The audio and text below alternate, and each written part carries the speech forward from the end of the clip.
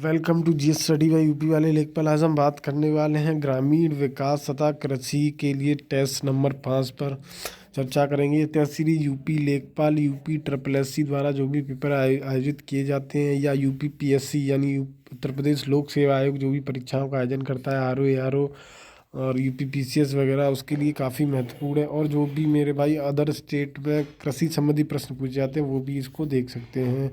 शुरुआत करते हैं पहले प्रश्न से। एक थ्रेसर द्वारा दानों का अधिक नुकसान होता है यदि इसकी गति अधिक हो, इसकी गति मंद हो, यानी थ्रेसर की गति अधिक हो, मंद हो, पकी फसल को थ्रेसर में डालने में कमी आ जाती है, थ्रेसर खाली चलता रहता है, या दाना निकालने की गति अधिक हो। तो इसमें क्या होगा, थ्रेसर की गति अधिक होती है तो क्या होता है, अधिक नुकसान होता है। थ्रेसर द्वारा अनाजों का सर्वाधिक नुकसान तब होता है जब थ्रेसर की गति अधिक होती है। इस दौरान अनाज के हल्के दाने थ्रेसर के भीतर उच्च वायु दाब के कारण गति करने लगते हैं और थ्रेसर में लगे लोहे की प्लेट से कट जाते हैं और फिर क्या होता है, भूसे के साथ बाहर उड़ जाते हैं, ना कि अनाज के रूप में निकलते हैं। नेक्स्ट क्वेश्चन है, दीपक को नष्ट करने के लिए सर्वाधिक, यहाँ दीपक नहीं है दीमक है, क्या दीमक, दीमक को, जो दीमक होता है उसको नष्ट करने के लिए सर्वाधिक उपयुक्त दवाई या रसायन कौन सा है। तो रोगोर, मोनोक्रोटोफस, एंडोसल्फान, क्लोरपाइरिन। तो यहाँ पे मोनोक्रोटोफॉस है जो क्या है, दीमक को नष्ट कर देता है। दीमक लकड़ी, कागज, अन्य वस्तुओं को नष्ट कर देती है। दीमक से वस्तुओं को नष्ट होने से बचाने के लिए सर्वाधिक उपयुक्त रसायन क्या है, मोनोक्रोटोफस। अगला प्रश्न है, फसल कटाई परीक्षण, क्रॉप कटिंग एक्सपेरिमेंट किस लिए किए जाते हैं।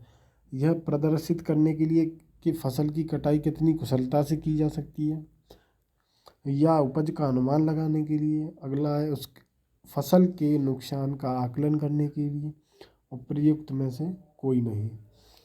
तो यह प्रदर्शित करने के लिए कि फसल की कटाई कितनी कुशलता से की जाती है, तो क्रॉप एक्सपेरिमेंट नहीं किया जाता है, ये किया जाता है उपज का अनुमान लगाने के लिए।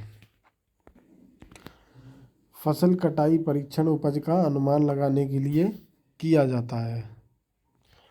आंवले का सर्वाधिक उत्पादन, यूपी में आंवले का सर्वाधिक उत्पादन कहाँ होता है, फतेहपुर, बाराबंकी, मिर्ज़ापुर, प्रतापगढ़। तो प्रतापगढ़ में क्या आंवले का सर्वाधिक उत्पादन होता है। आंवले का सर्वाधिक उत्पादन उत्तर प्रदेश के प्रतापगढ़ जिले में होता है। आंवले में विटामिन C पाया जाता है। पांचवा प्रश्न है, खसरा और खतौनी कौन तैयार करता है। तहसीलदार करता है, SDM करता है, कानूनगो या लेखपाल करते हैं, या पटवारी करता है। खसरा और खतौनी भूमि दस्तावेज है जो कौन करता है, हमारा पटवारी तैयार करता है। खसरा खतौनी पटवारी तैयार करता है। खसरा और खतौनी जमीन, खेती या कृषि भूमि का वैधानिक दस्तावेज है जिसके भूमि और फसल विवरण के लिए रखा जाता है। नेक्स्ट क्वेश्चन है, स्वदेशी हल है एक जुताई का द्वितीयक उपकरण है, नम धरती का एक कुदाल है, एक बहुउद्देशीय उपकरण है, या जुताई का एक प्राथमिक उपकरण है। क्या है स्वदेशी हल, जुताई का एक प्राथमिक उपकरण है। स्वदेशी हल जुताई का ग्रामीण क्षेत्र का प्राथमिक उपकरण है। हल से खेत की मिट्टी को बीज बोने के लिए तैयार किया जाता है। यह मिट्टी को ढीला करता है। पुराने समय में जानवर, बैल, घोड़ा आदि से हल खींचा जाता था, परंतु आधुनिक समय में ट्रैक्टरों से खींचा जाता है। ईख की अधसाली किस्म की फसल अवधि क्या है। तो ईख की अधसाली किस्म की फसल अवधि पूछ रहा है 14 माह, 18 माह, 22 माह, 8 माह।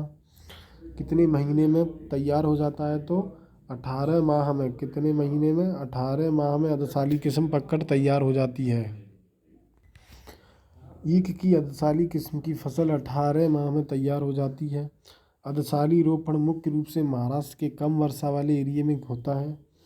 रोपण जुलाई में किया जाता है। इसका जो रोपण किया जाता है वो कब किया जाता है, जुलाई में।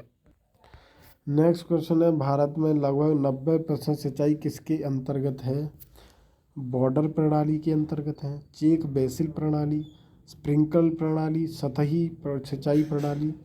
तो ये आपकी कौन सी है? सतही सिंचाई प्रणाली है, जिससे भारत में 90% एरिया, भारत में लगभग 90% क्षेत्र सतही सिंचाई द्वारा किया जाता है। सतही सिंचाई से आशय भूजल द्वारा सिंचाई से है।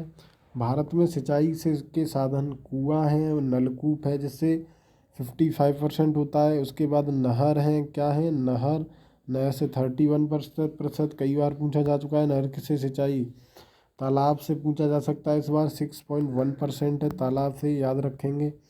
भारत की कृषि मानसूनी जलवायु पर निर्भर करती है। भारत में सिंचाई का मुख्य स्रोत वर्षा का जल है।